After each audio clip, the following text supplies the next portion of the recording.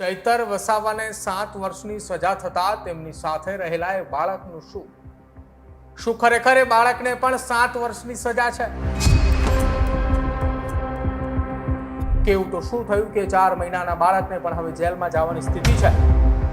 ચૈતર વસાવા, તેમના પત્ની શકુંતલા વસાવા, તેમના પીએ સહિતના જે આરોપીઓ હતા એ તેમને 7 વર્ષની સજા અને આરોપીઓને અલગ અલગ દંડની રકમ ફટકારવામાં આવે છે અને કુલ લગભગ 9.5 થી 10 લાખ રૂપિયા સુધીનો દંડની રકમ પણ છે.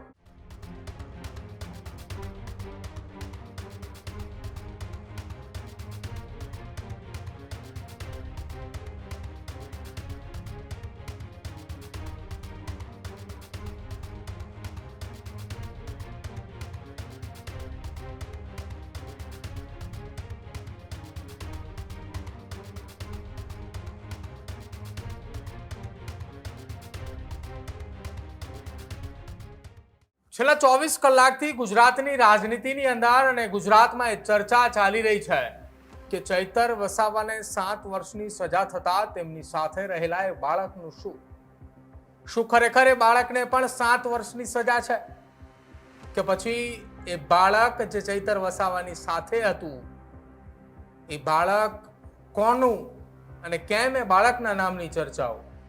સજા ચૈતર વસાવા અને તેમના ધર્મપત્ની શકુંતલા વસાવાને અને તેની સાથે અન્ય 7 આરોપીઓ છે તેમને થઈ છે, તો પછી આ બાળકની ચર્ચા કેમ સોશિયલ મીડિયામાં ચાલી રહી છે અને કોણ છે બાળક કે જે ચૈતર વસાવાને સજા પડતાની સાથે જ પોલીસે તેમને વડોદરા જેલ ટ્રાન્સફર કરતા હતા એ દરમિયાન તેની સાથે હતું? તે વિગતે ચર્ચા કરી આ અહેવાલમાં. આમ આદમી પાર્ટીના ધારાસભ્ય ચૈતર વસાવાને વર્ષ 2023ની અંદર વનકર્મી પર હુમલાની ઘટનાને લઈ ચૈતર વસાવા અને તેમની પત્ની શકુંતલા વસાવા સહિત અન્ય 7 લોકોની સામે એ ફરિયાદ દાખલ થાય છે.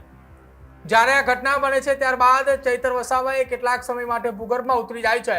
જો કે અચાનક જ ચૈતર વસાવાએ 15 દિવસના સમયગાળા બાદ એ પોલીસ મથકે હાજર થવાની ચર્ચાઓ વહેતા જ મોટી સંખ્યામાં આમ આદમી પાર્ટીના કાર્યકર્તાઓ અને આદિવાસી સમાજના તેમના સમર્થકો એ રસ્તા ઉપર ઉતરે છે. ચૈતર વસાવાએ સરેન્ડર કરે છે અને ત્યારબાદ થોડા સમય પછી એ કેસમાં જામીન પર તેઓ બહાર આવે છે. જો કે આખી આ ઘટનાની અંદર વનકર્મી પર એ મંડળી રચી આખું એ કાવતરું રચવાની પણ કલમો છે, સાથે જ મારવાની પણ કલમો છે અને ડરાવવા ધમકાવવાની કલમોની સાથે સાથે આર્મ્સ એક્ટની પણ ફરિયાદ એટલા માટે છે કે એવા આરોપો લાગ્યા હતા કે ચૈતર વસાવાએ ત્યાં ફાયરિંગ કર્યું હતું. આ કથિત આરોપોની વચ્ચે ચૈતર વસાવાની સામે 3 વર્ષથી આ ઘટનામાં કેસ ચાલી રહ્યો હતો અને ચાલુ કેસની વચ્ચે નર્મદા કોર્ટ તરફથી આ આખી ઘટનામાં ચુકાદો પણ સંભળાવવામાં આવ્યો. ગતરોજ નર્મદા કોર્ટની અંદર તમામ 9 આરોપીઓને હાજર રાખવામાં આવ્યા હતા.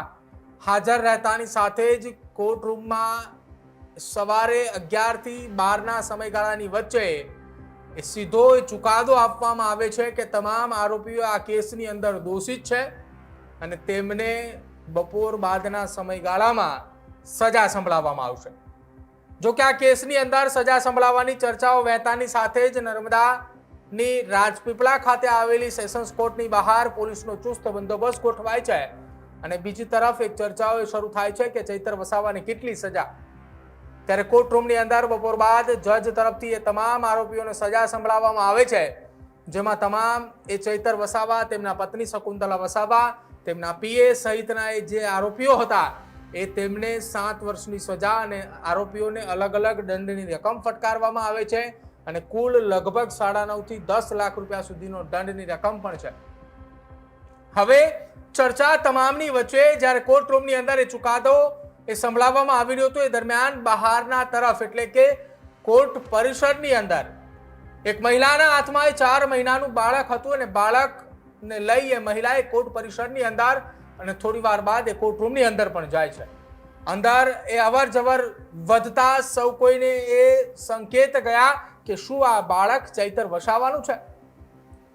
ત્યારે ત્યાં ઉપસ્થિત કેટલાક પત્રકારોએ આખી આ ઘટનાની અંદર તપાસ કરી અને ત્યારે આ ઘટનામાં ખુલાસો થયો કે ચૈતર વસાવા, તેમની પત્ની અને સાથે જ તેમના પીએ સહિતના અન્ય જે 7 આરોપીઓ છે કે જેમાં 4 મહિલા આરોપી છે તેમાંના એક મહિલાનું આ 4 મહિનાનું બાળક છે.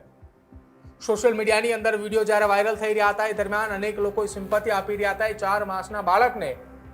કેવું તો શું થયું કે 4 મહિનાના બાળકને પણ હવે જેલમાં જવાની સ્થિતિ છે.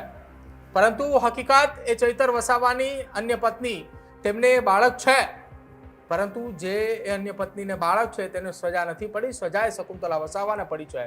અને બીજી તરફ જે બાળક એ કોર્ટ પરિસરની અંદર અને સાથે જ જેલની અંદર જવાની જે ચર્ચાઓ ચાલી રહી હતી એ અન્ય 4 મહિલા આરોપીઓ કે જેમાંની એક મહિલા તેમનું એ 4 માસનું બાળક છે અને તેઓ હાલ જેલની અંદર જઈ રહ્યા છે. જો કે હવે આખી આ કેસની અંદર કોર્ટ પરિષદની અંદરથી ચર્ચાતો આ મુદ્દો એ સોશિયલ મીડિયાની અંદર છેલ્લા 24 કલાકથી ખૂબ ચર્ચાની અંદર છે. કેવું તો શું થયું હતું કે બાળકને પણ જેલમાં જવું પડતું હતું. પરંતુ હવે આખી આ ઘટના મામલે આમ આદમી પાર્ટીના ધારાસભ્ય ચૈતર વસાવાને જેલમાંથી બહાર અને ગુજરાત હાઈકોર્ટમાંથી સ્ટે લાવવા માટે આમ આદમી પાર્ટીની લીગલ ટીમે હાલ તડામાર તૈયારી કરી રહી હોવાની વાત એ આપના નેતાઓએ કરી રહ્યા છે. પરંતુ હવે જોવાનું રહેશે કે ગુજરાત હાઈકોર્ટમાં કેટલા સમયની અંદર અરજી કરવામાં આવે છે અને અરજી બાદ હાઈકોર્ટ તરફથી આ સજામાં અથવા તો આ કેસની અંદર શું એ સ્ટે આપવામાં આવે છે કે નિર્ણય લેવામાં આવે છે તેના ઉપર સૌ કોઈની નજર રહેશે.